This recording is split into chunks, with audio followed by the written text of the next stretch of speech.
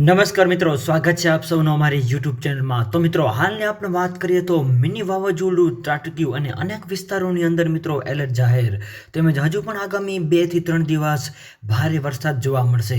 તો મિત્રો, વિડીયો ગમે તો વિડીયોને લાઇક કરજો, શેર કરજો અને ચેનલમાં નવા હોય તો ચેનલને સબસ્ક્રાઈબ પણ જરૂરથી કરજો।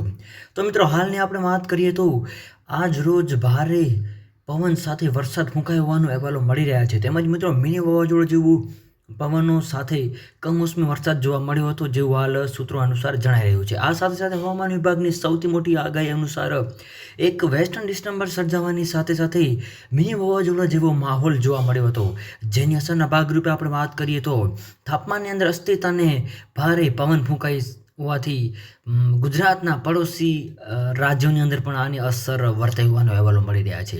આ સાથે સાથે રાજસ્થાનથી લઈને સ્તરથી 1.5 કિલોમીટર અંતરના ઉપર અપર એર સાયક્લોન સર્ક્યુલેશન સિસ્ટમની અસરના ભાગરૂપે તેમજ અરબી સમુદ્રની અંદર એક મિડલ અને upper air cyclone circulation disturbance તૈયાર થયું હોવાનો અહેવાલો મળી રહ્યા છે, ને જેની અસરના ભાગરૂપે વરસાદ નોંધાયો હોવાનો અહેવાલો મળી રહ્યા છે।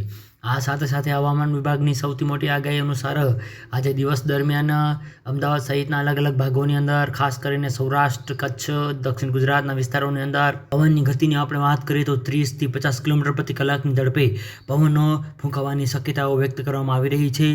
જ્યારે બીજી બાજુ આપણે વાત કરીએ તો અમુક અંશે હળવો વિસ્તાર તેમજ અમુક અંશે ગાજવીજ સાથે વરસાદ નોંધાયો હોવાનો અહેવાલો મળી રહ્યા છે। તો કેટલાક વિસ્તારોની અંદર છૂટાછવાયા ઝાપટા સ્વરૂપે વરસાદ પણ જોવા મળ્યો હતો।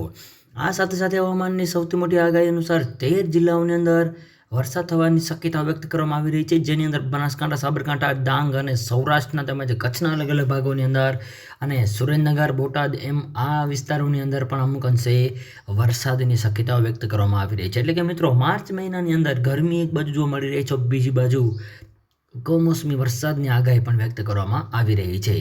આ સાથે સાથે હવામાન વિભાગની સૌથી મોટી આગાહી અનુસાર ગુજરાતના ઉત્તર અને મધ્ય વિસ્તારોની અંદર આ જ પ્રકારના હવામાનની અંદર ફેરફાર જોવા મળ્યા હતા। ખાસ કરીને આપણે વાત કરીએ તો ગાંધીનગર, મહેસાણા, પાટણ આસપાસના વિસ્તારોની અંદર પવનો ફૂંકાયા હોવાનો અહેવાલો પણ મળી રહ્યા છે।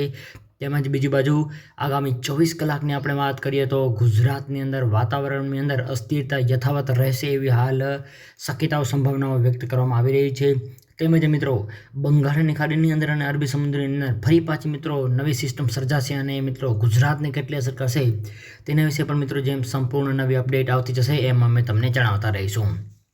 આ સાથે સાથે હવામાનની સૌથી મોટી આગાહી અનુસાર હજુ પણ આગામી 2 થી 3 દિવસ સુધી પવનની ગતિ જોવા મળે એવું હાલ અનુમાન લગાવવામાં પણ આવી રહ્યું છે, ને કોઈક વિસ્તારોની અંદર વાતાવરણની અંદર આપણે વાત કરીએ તો વાદળછાયું વાતાવરણ જોવા મળે એવું પણ હાલ અનુમાન લગાવવામાં આવી રહ્યું છે। અને સાથે સાથે સૌરાષ્ટ્ર, કચ્છ તેમજ દક્ષિણ ગુજરાતના અલગ અલગ ભાગોની અંદર 2 થી 3 ડિગ્રીનો તાપમાનમાં ઘટાડો પણ જોવા મળ્યો હતો, અને અમુક ભાગોની અંદર અપર એર સાયક્લોનિક સર્ક્યુલેશન સિસ્ટમની અસરના ભાગરૂપે વાદળછાયા વાતાવરણ સાથે અમુક અંશે ભારે પવન ફૂંકાવાની સાથે કમોસમી વરસાદ એટલે કે ભારે વરસાદ જોવા મળ્યો હતો એવું હાલ અહેવાલો અનુસાર જણાઈ રહ્યું છે।